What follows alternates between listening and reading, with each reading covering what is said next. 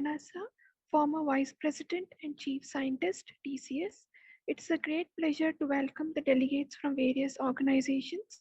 I heartily welcome the members of BITES and a warm welcome to my colleagues and students. I request Dr. Ram Kumar Sir, Chairman, Aerospace Department, to please introduce the speaker to our audience. Thank you, madam. Good afternoon, all. My name is Ram Kumar. I'm heading the Aerospace Department in Dayanand Sagar University.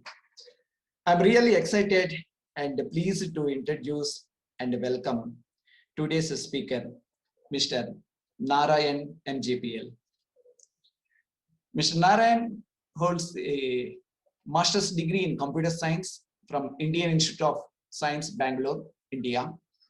He joined as a trainee programmer in 1982 in Tata Consultancy Services Limited in Bombay and has served the organization for a long time. It's about 36 years and climbing up the roles and responsibility ladder all the way to vice president and later chief scientist.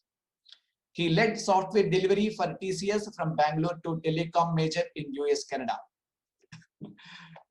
As I mentioned, Sir has a master's degree in computer science from Indian Institute of Science, Bangalore. Later, he joined in TCS, Bombay, and served the organization for 36 years, climbing up the roles and responsibility ladder all the way to vice president and later chief scientist. He has led the software delivery for the TCS from Bangalore to telecom major in US, Canada. Took up the business development of marketing for TCS during the dot-com era, that's 1997 to 2000, working from Silicon Valley, USA. Established several academic relations with the North American universities like CMU, UCR, UWM, and many more for research collaboration.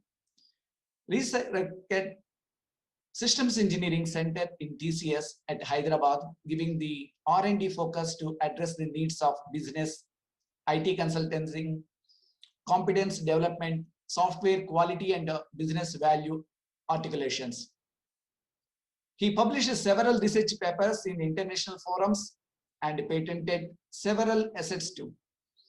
Some of those in the area of the cyber search, requirement elicitation, and risk management were granted with the patents. His latest work is on realizing Trusted Business Advisor, TBA, a concept that he had defined and nurtured. He is a member of several professional bodies, including IEEE, ACM, INCOSE, ASC, and IETE, Globit. On the professional front, he has been an active volunteer at the local, national, and international levels with the professional bodies such as the IEEE, INCOSE, and PMI. His latest contribution working with the IT industry in India through PMI's Excellence Enable Forum is a framework with all key dimensions to address the key challenge of executing projects in a complex and a dynamic world with changing business needs. He has won many medals and awards, and just few for the audience.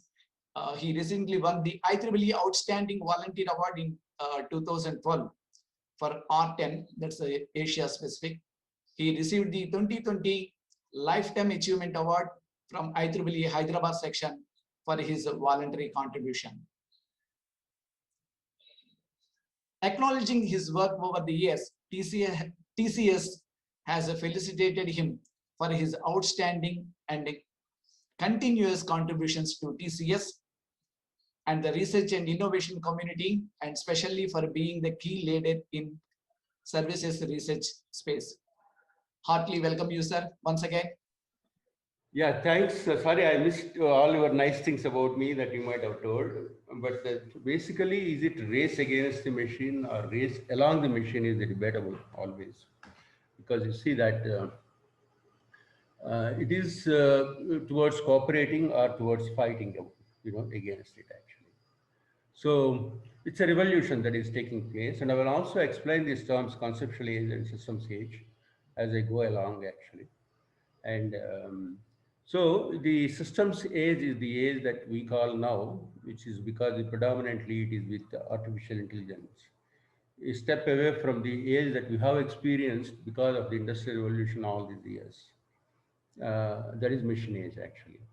So not a single days we are able to pass without discussing these aspects like future of work or digital transformation, I mean jobless future or any of those words. Basically, this is about AI, machine learning, cognitive computing, and whatnot. AI means artificial intelligence, as you know, is about reducing the complexity and embedding machine intelligence in the day-to-day life that we lead. As it evolves, AI will become a defining technology of 21st century. Just the way you remember the microprocessors that we used, I mean, we have been using for of the 20th century.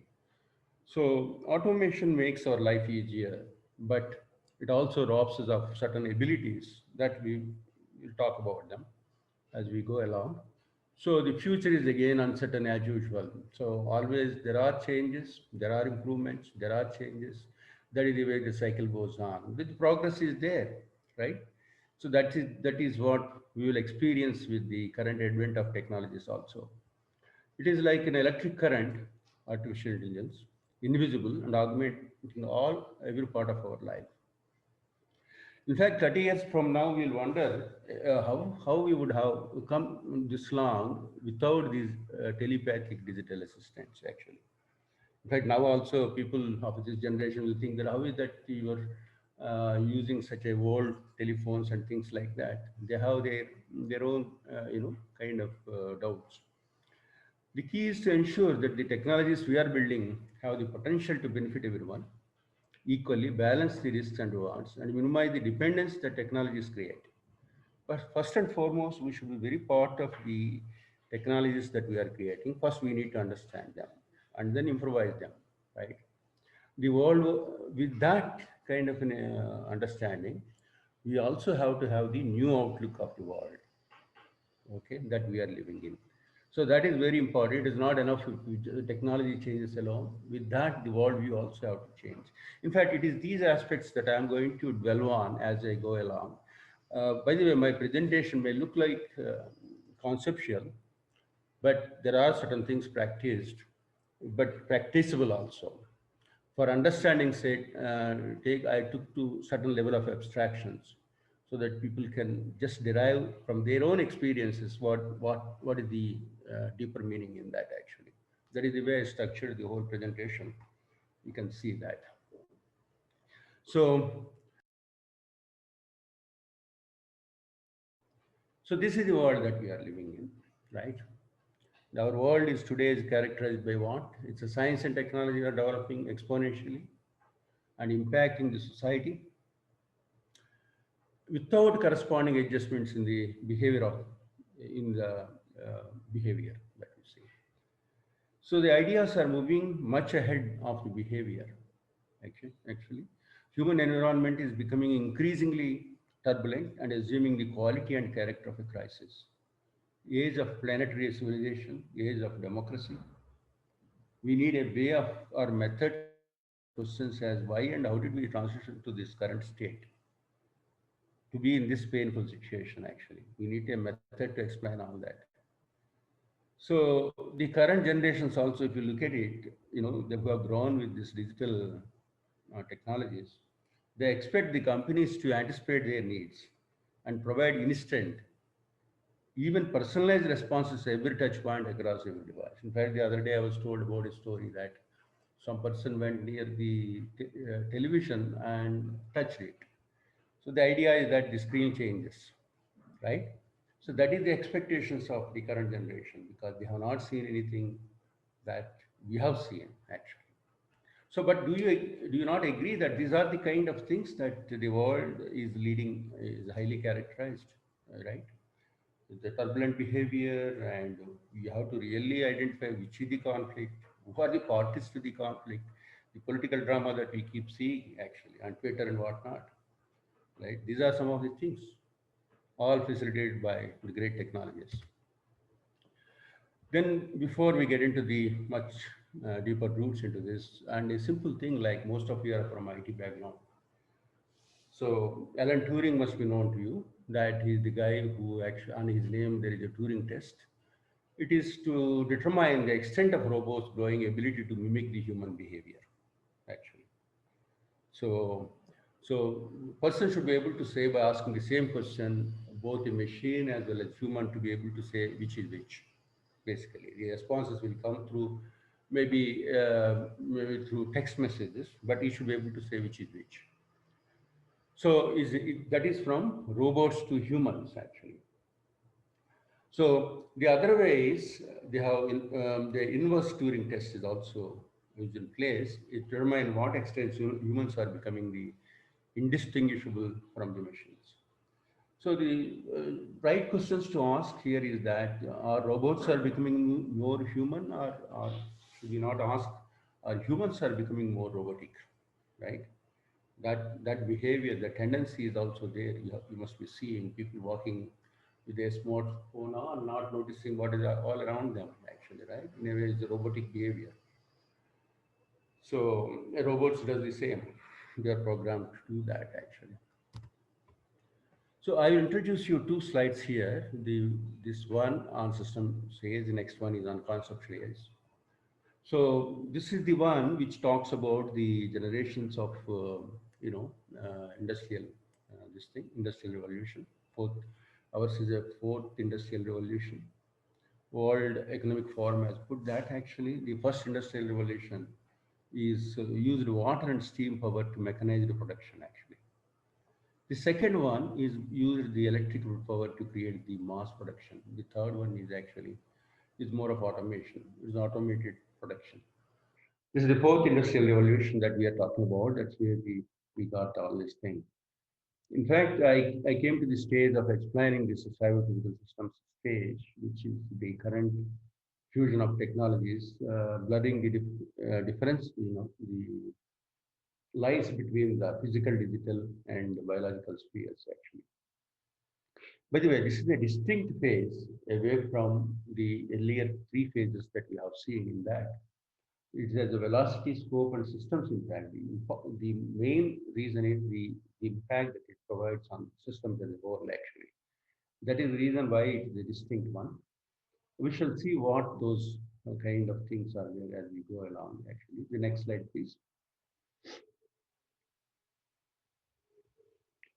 So there is a book in 2011 written by Daniel Pink. He wrote a very nice book by what is known as the concept and introduced the term conceptualize actually. It is the book name is A Whole New Mind, 2005 book actually, not 2011. The conceptualize is the new era where the current economic demands calls for workers who are skilled in the right hemisphere actually.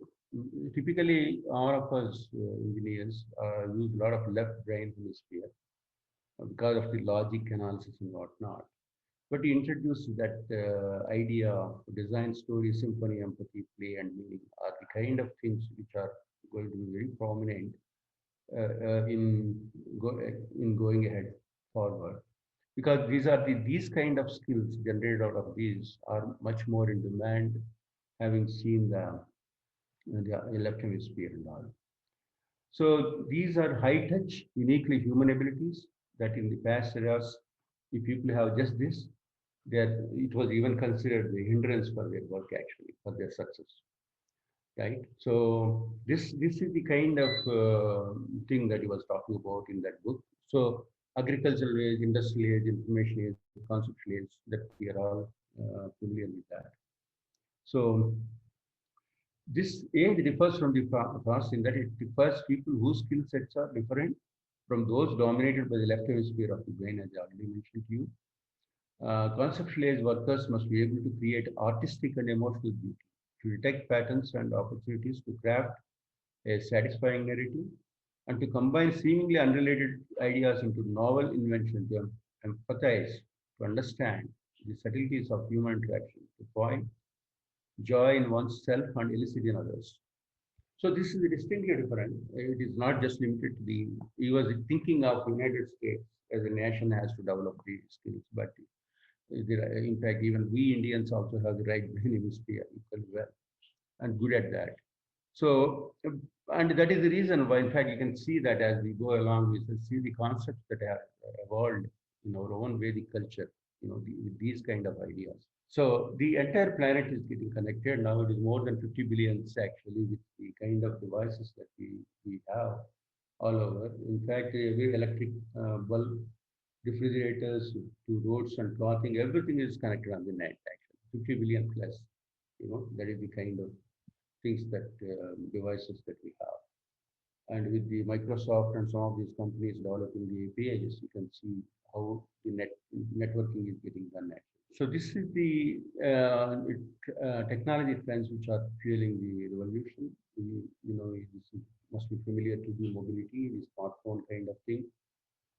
Example is commuters using waiting time to order groceries with Tesco, cloud computing, the variety of things that you see, platform as a service, software as a service, infrastructure as a service, and whatnot.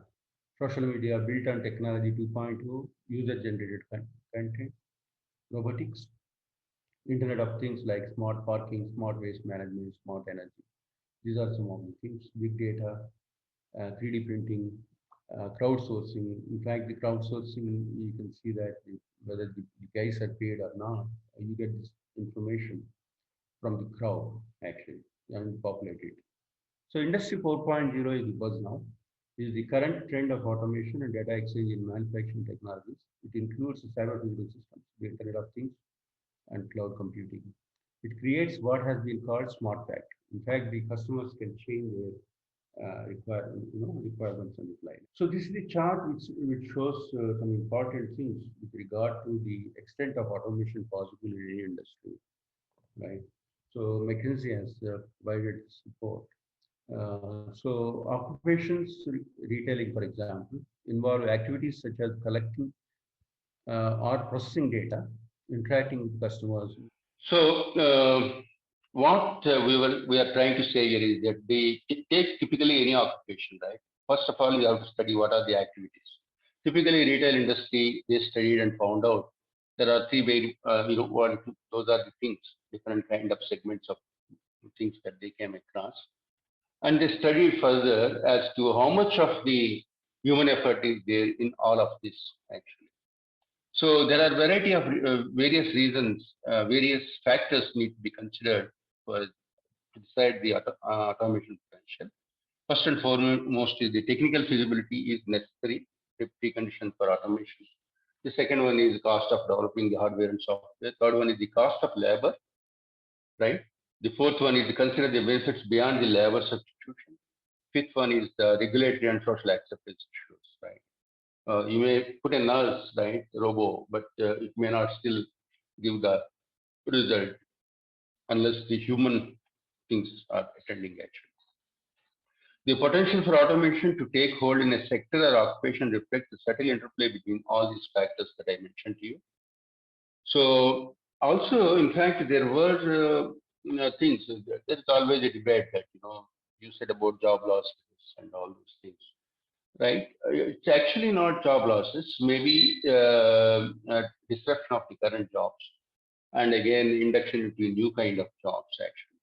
For example, just to give an example, 1980, the barcodes were introduced, and point of sales terminals and all actually.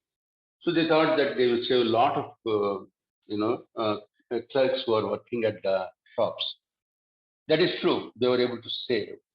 But then what happened further is that also customer costs also came down. But further, what happened was they did some new innovations and things like that, and with the result again the staff increased actually. So but then this time their job profile is different now.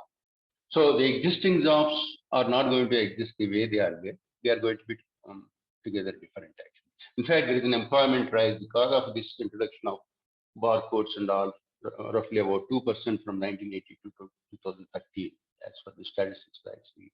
Next slide, please.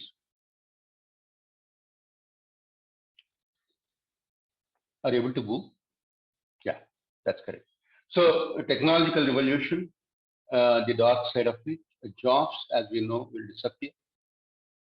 That's what I was trying to explain in the earlier chart. Our privacy will be further compromised. Our children may never drive the same car or ride in a one driven by a human being, you know, like Teslas and all those things.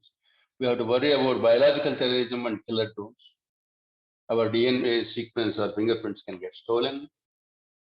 And technologies such as social media are being used to fan the flames or to exploit the ignorances bias. We have seen that. One second. Power has come. Impact of income inequality and dividing of digital divide. That's a big concern. Big concern. Man and machine will begin to merge into a single entity. So these are the things that that we need to keep in mind as we go along with the kind of evolutions. So these are the change drivers. Technology innovation are not just alone the change. Of course, they are primary based on around which several other changes also takes place. The competition in the market demand from the different customers, culture, new geography demands, and regulations, and revenue and profitability and resources. These are some of the factors that actually cause this particular change. If you feel that a particular technology is superb and created, or why is not seeing the light of the day, because there are other things that need to be considered equally well. That's what I'm trying to say by way of the slide, that there are so many change drivers that takes place, which actually steer well to a certain equilibrium at a given point of time. So this is a very important chart. Earlier, remember I was telling you about one need to understand the world which is changing in front of us, right? So far all our models are mechanical models, machine models. So we said that few variables determine the outcomes, right? Again, it's now the innumerable variables are. You can see that. The whole is equal to sum of the parts. Earlier it is 1 plus 1 is 2. Now 1 plus 1 could be 3 or it could be 0. That means the whole is different from sum of the parts. That is the nature of the system impact I was mentioning to you. Causality is linear. Every effect can be traced to a specific cause. Now here the causality is mutual. That means every cause is also an effect and every effect is also a cause. Efficiency and reliability are the measure of the values in these things, because we are doing right things actually, right? Efficiency and reliability. So now it's a different kind of thing. It is a responsiveness to the environment is the measure of value. How a system works, now you wonder why it works the way it does in the systems model. Highly humanized work. We remember the Charlie Chaplin movie, Modern Times, we call those scenes actually. So now it's more of living harmony, that one has to understand, one has to live in harmony with nature, with the kind of things that are with us. So what I'm trying to say is that the globalized world is a giant social system, interdependent and interconnected. So our approach to understand and solve problems cannot be based on mechanistic view of the world that we followed all these days. So if we complacent and maintain status quo on how we think and act in a reactive mode, there is a degradation of quality of life, if not the standard of living. So our current managerial and administrative problems are generated by the world that operates as a social system, but we have been trying to solve using approaches based on the erstwhile mechanistic view of the world. So there should be the approaches and techniques should resemble the society in which the problems are posed. So here I'm giving some Sanskrit this thing which is all familiar to you. Sorry, this is supposed to run with some animation and all, but since it is not, just it has come as one shot. So we know, we are very familiar with this particular thing saying that Ekam Sat Putra Bahudavadan. All existence is one, only the land side is many are multiple. The equivalent that is what we are saying, that the whole world, the whole is greater than the sum of the parts. Right? Let all the well-beings beings in all the world become happy. Loko samasta sukhno bhavantu. That is what. That is the kind of thing. That is equivalent to something saying that, win-win situations that we normally talk about in the study. That small picture that I put in that corner is just to illustrate that that center was there, kind of thing. The North Pole was there, or such thing. It is moved actually.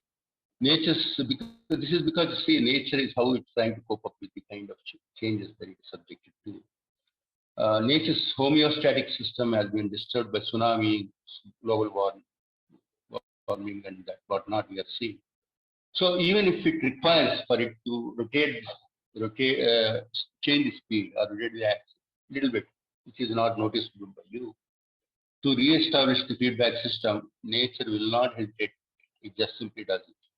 The system acts as a whole. That is the principle, dharma. The dharma is the whole things together. It has to do something. That's what the planetary system does. Next slide, please. From now on, these are some of the concepts. I think it's and some research. Some books references and whatnot. I thought it's worth giving here to make things understood, not just at the level of at the high-tech professionals, but even at the kind of education that we are subjected to all the while. Maybe our future generations. We have to strictly, very seriously consider some of the way that things have to be learned now. Just this particular book I read about 10, 15 years back, actually. Da Vinci, when that movie Da Vinci came down. How to Think Like Leonardo da Vinci by Michael Gelb. He wrote an excellent book. Then he extracted some 7 principles out of Da Vinci's life, and these are the things which are listed in Italian. So basically, it starts with curiosity, the highest, topmost thing, that one has to have that spirit of inquiry to be able to curious in doing something. And then he has to test that knowledge and learn from the mistakes, and then continual refinement of senses as a means to enliven the experience. Willingness to embrace the ambiguity, paradox, and uncertainty. In fact, this is the most important thing as I consider. We want everything to be certain. We want A plus B is equal to B plus A, such kind of things. So the ambiguity, there is no room for ambiguity when we deal with any problems that we take up, actually, unfortunately. But then that's not the way the real world works. So spumato is very important. The balance between science, art, and logic, whole brain thinking, and the cultivation of grace, ambidextrity, fitness, and poise. The concession, that is connection, that is the appreciation for the interconnectedness of all things and phenomena, systems thinking. In fact, it has come straight from that book, Da Vinci, How to Think Like Da Vinci. So this is the most important thing and we will be successful if we are able to cultivate not just in ourselves, but in the generations that come. Not that this is anything foreign to us. This is very much India. Only thing is we just have to believe in it that yes, thinking makes sense. Okay, common sense really makes sense. So that's what it is. Next slide, please. So this talks about the thinking with ideas. So in brief, what is systems thinking? Is the thinking with ideas and concepts away from informations and that kind of a thing that we are used to in mechanical way of thinking, right? Ability to identify the patterns, and then that means we should be able to see the patterns in anything that you see, to be able to deduce few things, then cognizing the laws of behavior in the movements of system and focus, ability to identify the hierarchy of levels, and system thinking is characterized by the shift. Actually, there is a book by name The Web of Life by Capra.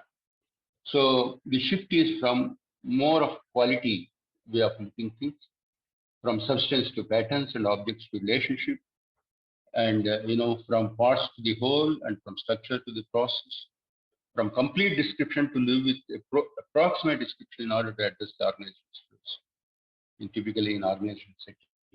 So this is another important thing. I just gave this idea of system thinking at a very high level, but basically it is thinking with ideas and concepts. So again, I said re-emphasizing a system acts as a whole.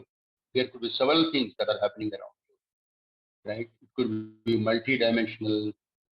It could, stakeholders are there, multiple stakeholders are there, different parameters are there, and non-linear relationships are there. And there is what is known as um, the bounded rationality of the human beings, actually. So human beings are typically are constrained with few things because of the time or because of the cognitive nature of their mind or because of the limited information that they have, that they make decisions to only able to do to that extent. Of course, it differs from individual to individual.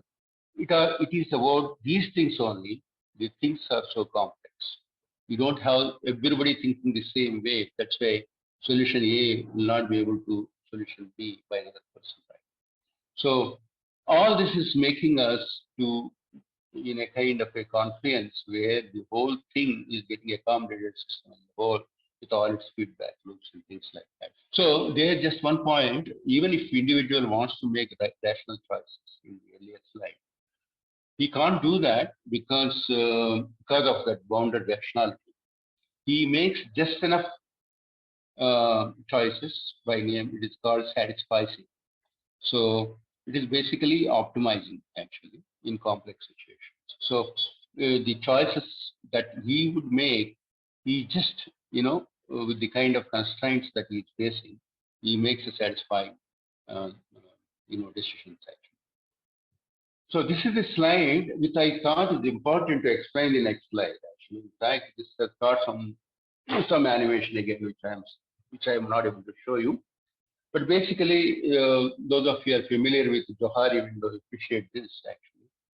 Basically, it is a kind of thing between client and consultant. Typically, in IT industry, we meet the clients, we meet our customers, and then understand the requirements and deliver the systems, right? So between the dialogue between the customer and the consultant like us is like this: known to others, known to self, not known to self, and not known to others. So if you give the consultant, coordinate on the top and the side is the client, the whole idea of meeting together is to make sure this particular quadrant is pushed, on the right bottom. That particular thing is expanded right and then bottom. That way you get rid of that blind spots and then the unknown areas, so that each one will be on the same phase and deliver the system. That is what I'm trying to explain. That particular slide is important to the extent that the dialogue is taking place between the client and consultant. And though for those of you that must maybe wondering what is the future of IT with the kind of robots and all those things, robotic coding and other things are coming, this is the answer I have. So from the IT development perspective, this is what this thing. Typically between a client would say, I need this. So he articulates, right? And sometimes he will not be able to articulate. Okay, that's his position. But then he will be very well able to articulate things which he already know. So basically, the thing is that anticipate, unanticipate. That means to say, in client in anticipation, he would say something, and in unanticipation, obviously, he can't say anything. Right? So things which are very much mission manageable are the things which are there in the lower quadrants.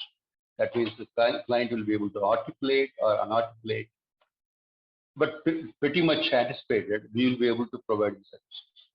Right? They are very customized. Basically, they are the cloud source solutions you can give from the codes that are available already. That's robots can do that. But the space on the top is the one ever expanding. That's where I'm more confident that IT jobs will never be lost. So there I'm trying to say is that unanticipated things are the things which could be cost-based. That means you would provide those proprietary solutions in those situations, unanticipated situations. It could be totally unanticipated and unarticulated. That is the kind of innovations that you will be taking up, and you will be having the emergent solutions. Nevertheless, what is important to notice here is that the because of the change is constant, always in a flux, keeps the system changing all the while with the kind of change drivers I talked about earlier. So you will see that the ever expanding universe provides us ever expanding work even in IT. That's what I'm trying to say. In this. Next slide. So, by the way, this is the kind of thing, you can look at that statement, all work and no play makes Jack a dull boy. But, at the same time, all play and no work makes a Jack a great toy, actually. That's the worry. Remember, is it robots are becoming human or humans are becoming robots? So there are some quotations. You can see that the guys, including Stephen Hawking, Elon Musk, Nicholas Cage, and they have given all these things. And they are quite popular statements. You can see that. So I will introduce you now the cybernetics idea, the feedback that we have been talking all the while. In fact, today I came with this idea like earlier, the guy, what's his name, Netscape founder, Mark Anderson. He said, software eats the world. Actually, much older statement is, if there is one, is better be, feedback eats the world, actually. There is a feedback. That is cybernetics. It is not anything new science or anything like it. It is very much there in the nature. You need to extract and then put the concepts around it and try theorizing and things like that. Right? Cybernetics kind of thing. This you can see that it saves the souls, bodies, and that is Socrates' statement. And Ampere, the guy on whose name the current is measured, is he made that statement. The future of government should be called La Cybernetics. Cybernetics is the science of control and communication in animal and machine. The guy, Norbert Wiener, is the guy who is the author of cybernetics. He made the human use of human beings, the book that he wrote, long time back. And then the very recent Huberto Maturana, Science and Art of Human Understanding. So cybernetics there in IEEE, for example, is more to do with the controls and associated mathematics. Highly mathematical, journals are there in that.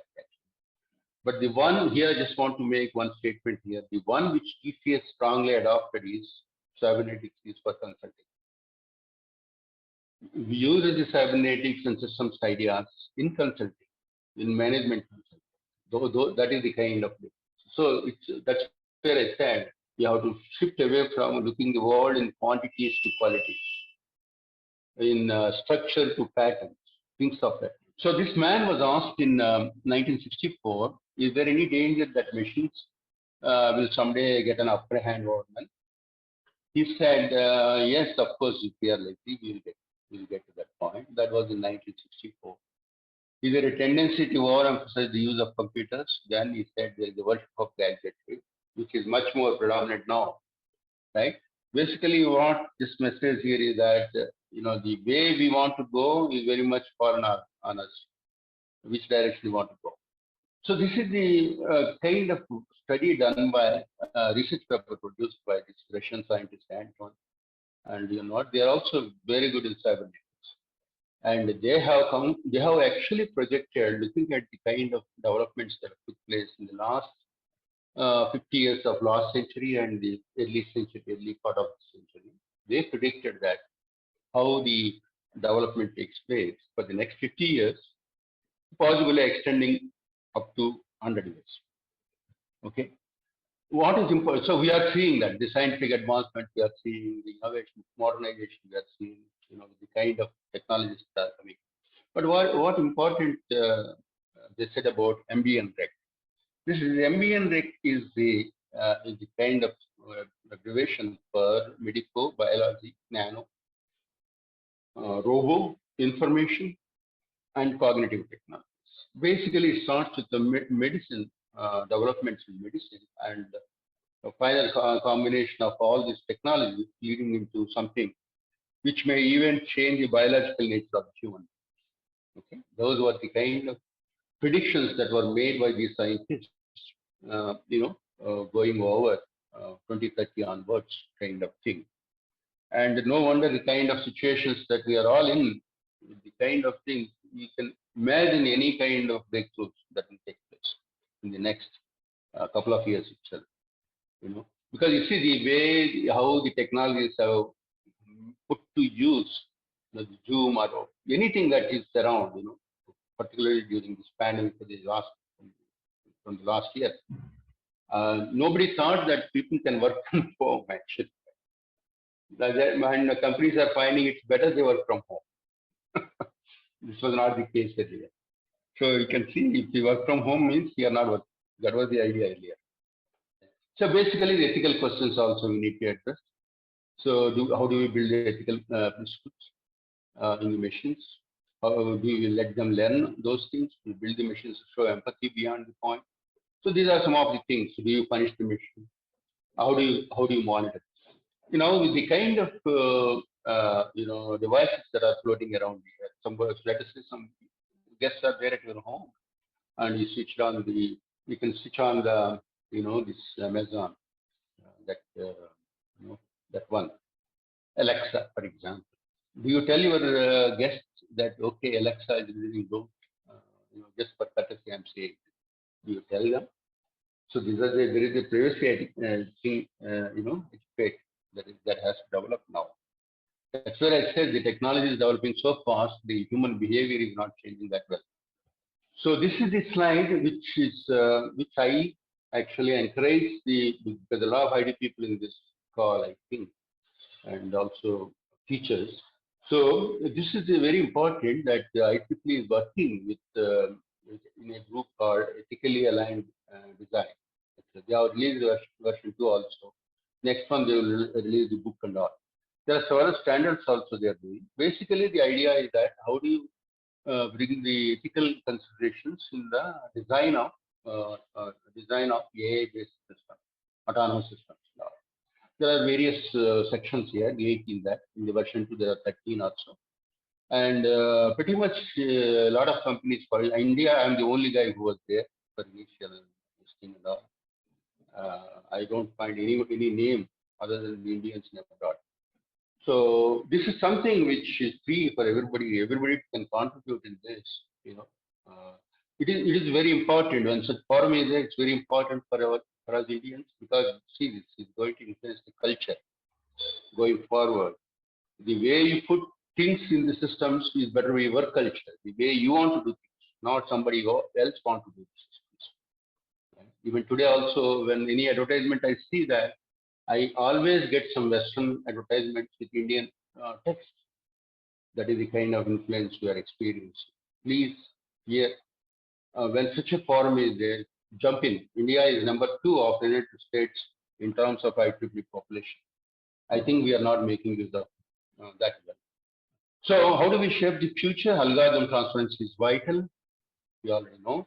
Citizens, designers, we are responsible for guiding technology evolution. So we need to develop shared worldview. We should use technology to complement human nature instead of turning ourselves into robots. Constantly vigilant on redefining what it means to be human. That cybernetic revolution which is coming, unless basically cybernetic revolution is self-regulating systems, basically.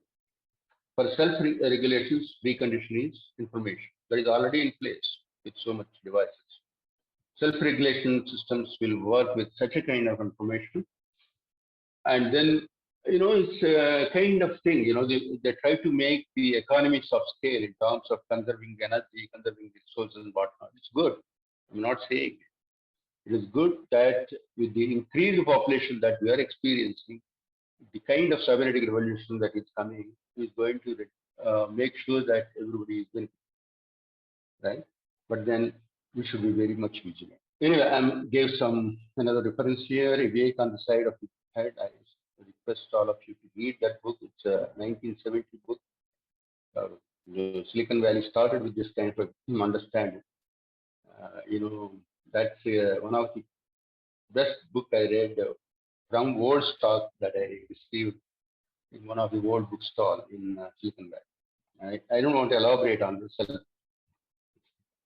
So basically, this is all I have to say. So as we move into systems age, we need to supplement our high-tech abilities, thinking abilities, which are high concept, that is systemic ideas, detecting patterns, creativity, and high touch, which is empathizing, purpose and meaning and what.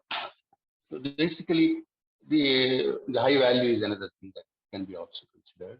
But this is the whole idea that I want to basically bring about these kind of things. I request Dr. P.C. Deshmukh, sir, Dean, Science and Humanities, the Anand Sagar University, to please moderate the question and answer session. Professor Narayana, this Yeah. is. I'm not professor. Yes. I am not professor. I am Mr. Narayana. Well, but what you have professed just now was very admirable. Well, this certainly has been a very fascinating talk, and unfortunately we had some interruptions, but despite that, it is amazing that you were able to maintain a firm grip on the attention of the audience, and there are a few questions. So let Thank me you. bring them to your notice. There are a few questions. So I believe the first question is a request to you to give some examples of unarticulated client needs versus unanticipated and also unarticulated versus anticipated. Could you give some examples? So it is like this. First of all, the meaning itself, unarticulated means, typically in a client and consultant dialogue, client has got having worked with different kind of customers. You will have some idea what could be the requirements for the client, but the client himself will not be able to articulate because his understanding is limited, right?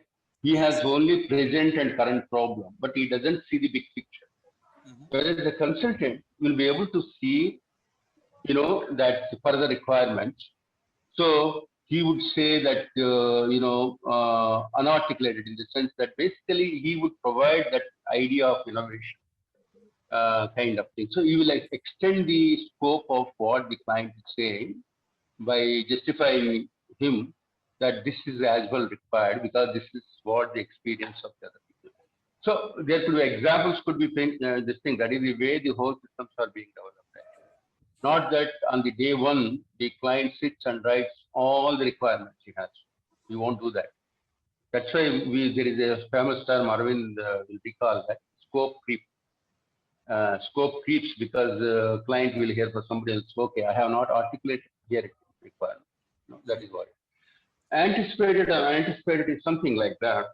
This is pretty much to do with the kind of world that we are living in. Remember the change I talked about, the technology is changing, with the regulations changing and all. So in anticipation, to the extent possible, you would plan it and do it. That is an anticipation. That is, my system has to cater to this. That is an anticipation. Unanticipation means because the outside world on which I don't have a control is going to turn out to be something hostile or something profitable for me, right? So that point of time, maybe between client and consultant, there could be a race between them to determine that unanticipated things is there coming. Or totally, it is, both of them are blind to that. It is like that Johar event or the blind spots for both of them. So in under unanticipated things, the system has to evolve to take care of those kind of things. So much so, at times, you may have to just junk the system, right? That is the extent of unanticipated action, because that is the disruption that is taking place for the benefit of the system as a whole. So many times you see that, of course, even now also COBOL systems still run in spite of. In fact, we very fondly say that COBOL things are, we put our hands on, still there is a demand for us. So it is an ongoing thing. But some systems have to be thrown out, right, because of the kind of innovation. So I have actually conceptually put the diagram with an idea to just give a kind of an assurance for the people. Look, I IT is non-stoppable. Like, that's true. Software, eats the word. You only said feedback is the word. Feedback is derivative from that is the software as well. Yeah. I think I answered that question because there could be large number of examples, but this in conceptual, this is what it is. The dialogue that takes place between client and consultant is what I consider as a kind of thing to explain this whole idea. Yeah, so let me go over to the next question, which was a query on the ethical aspects. But just after this question was posed, I think you have already commented on this. So I will go over to the next question, which is a quote from Neil Harbison. And he talks about this Seaborg. And do you have some familiarity with this, and would you like to comment on this? I heard his talk actually in ACM 2001. So what is the comment you want to make? Well, I believe the request is to sort of definition of Seaborg by a government. No, I do not know about the government. Seaborg is basically human getting injected with that. I mean, injected is the wrong word. It's being controlled by the a kind of controllers from outside. That is the Seaborg, Yes. right? Sci-fi pictures came and what's his name? Famous guy. All that is fine, but okay. Those are not the kind of things that I said about when I said MBI. It is to do with some changes that takes place internally, because there is a medicine is also involved, medicine, biology, so many other factors that are involved in that. Actually. So this has nothing to do with those kind of sci-fi. Of course, a simple thing that you can put. You can determine which is the part which is controlling specific thoughts, and then you can induce those thoughts through, electrodes from outside. Mm-hmm. Typically, that is the kind of. In fact, you can see that how these thought waves are also converted into sound waves about the Stephen Hawking and other. So, but I don't know any specific comment you want to make. That it's all kind of thing which is there. So let me move on to other questions. There are a number of comments in the chat box expressing appreciation for your talk and thanking you for your time. But there's one question which is which refers to the increasing automation in various industries. And the question is about what impact do you think this will have on India, which is basically a labor-intensive country? Yeah. See, remember one of the things I said about when you determine automation potential of any industry, you would consider 5-6 factors. Right? One of the factors you consider besides technical feasibility and cost of doing that software and hardware, the other one you have to consider is the labor substitution. If the labor is a plenty and you have all the things that are available to you, why anybody has? So it is a kind of balance that one has to see. The kind of labor that we have, definitely the labor intensive work, industry-wise they are different. I think our labor has to be there, okay. Right? So that kind of equations have to come for sure. Of course, when they get right earlier, the agricultural, so many people were going. Now they are all in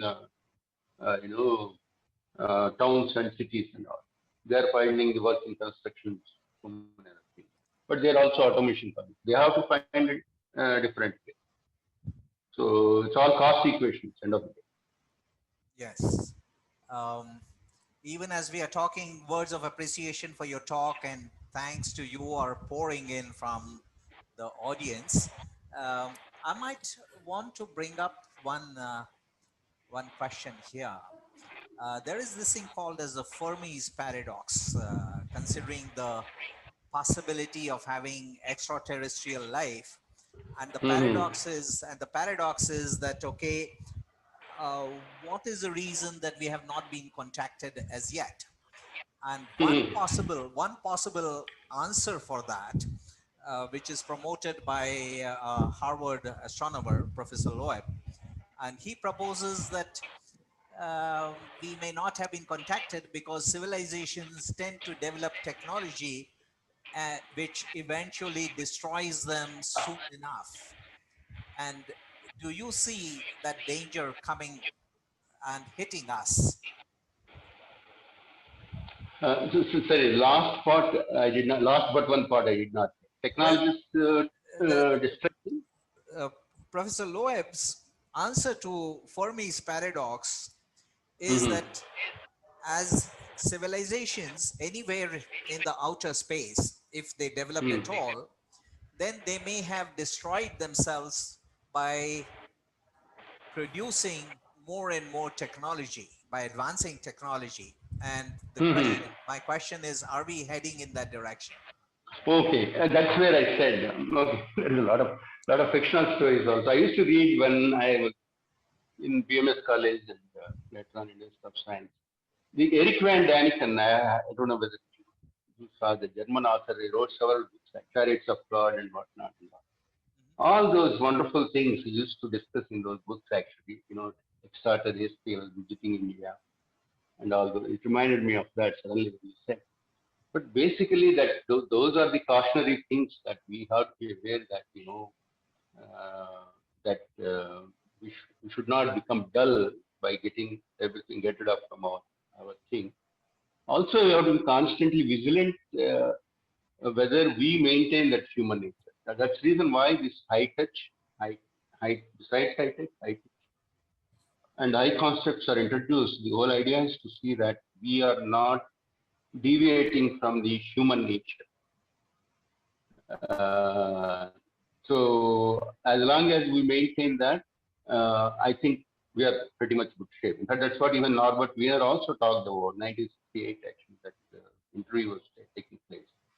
Um, so, so it is falling upon us to decide how do we shape it. So pretty much it is that way. But do you think that as we shape it, artificial intelligence might induce Hmm. systems to develop a code of ethics which is quite different from what we believe is ethical? Hmm. I That don't is know. correct. If you look at, I no, no, no, your question is a very relevant question because those were the experiments done couple 2 3 years back that kind of bad words that systems have come with because they found somewhere in the system that this is what it means, for a particular gender or a particular race. This is what it Yes. means. And yes, it is how it is being fed. It is Mhm. just spewed on us. So I agree. Some regulation is required. What we speak and what. mm, But at the end of the day, it is always the race that happens. Evil always tries to come after the good, but good never loses its control. That's my theory. So that Interesting. race is always there. This has been a wonderful session, and maybe Jasma, you want to take it over? Yes, sir. Thank you so much, sir. I request Dr. Raj Gopal, sir, Chairman, Department of Mechanical Engineering, the Anand Sara University, to please propose the vote of thanks. Thank you, Jasma. I'm audible? Yes, Yeah. sir. Yes. Okay. Sir, it has been a wonderful talk, very intriguing and very relevant, many times confusing, finally very philosophical and a way ahead. So very interesting. I myself is from mechanical department. We have been discussing a lot on automation, robotics replacing people. Hmm. How do we move forward? So it's a very interesting talk. AI and ML is taking over most of the mechanical machines. So as you rightly said, yes, we have to align with them. So I really thank you, sir, Sri Narayan JPL, former Vice President and Chief Scientist, TCS, for his wonderful, wonderful technical talk. I think we should have one more talk, maybe much more in detail. You have said many interesting topics, so maybe we can have one each on each of those things. Extremely interesting. Okay, and I take this opportunity to thank Bytes organization for really giving us a series of lectures, one each topic more interesting than the other. It has been wonderful. Some we have been able to attend, but several series of talks have been organized, and students get the best out of it, and so also our faculty fraternity.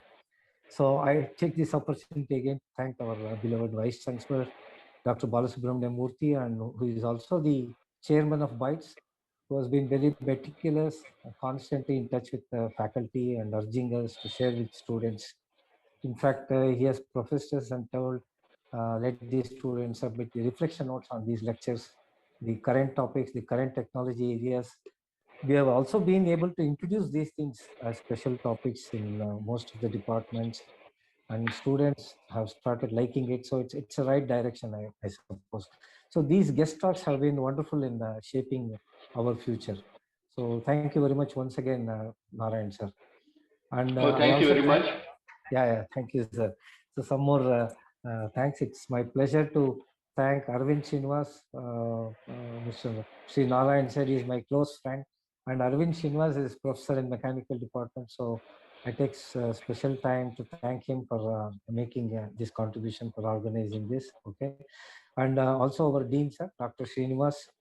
Dr. Deshmukh for raising very relevant questions, and Dr. Ram Mohan for giving a profile of you, and of course, most important, Jasma, who has been very meticulous and instrumental in conducting these things. So I thank you, Jasma. And last but not the least, of course, my colleagues, so many of our colleagues, they were here constantly, patiently hearing you, waiting for you to talk, actually. The machine actually created suspense, actually. What next? What next?